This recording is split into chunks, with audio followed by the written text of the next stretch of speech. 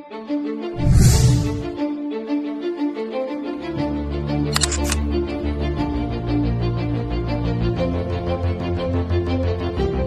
พวกเราพื้นฐานพวกเรามีอยู่แล้วเพราะว่า1เราแสดงโชว์มาหลายครั้งแล้วใช่ไหมครับตั้งแต่งานสถาปนางานวันเด็กใช่ไหมครับพวกเรามีความชำนาญในเรื่องพวกนี้แต่ในเรื่องของการแก้ไขที่ติดขัดที่เพิ่มเติมเข้ามาบางคนบางนายอาจจะรู้แต่ว่าเราไม่ได้มีกระสุนมันก็ทำให้มันจะสับสนนิดนึงว่าเวลาถ้ามันมีเนี่ยกระสุนเวลาเราป้อนไปแล้วเราดึงมันก็จะปล่อยมันก็จะ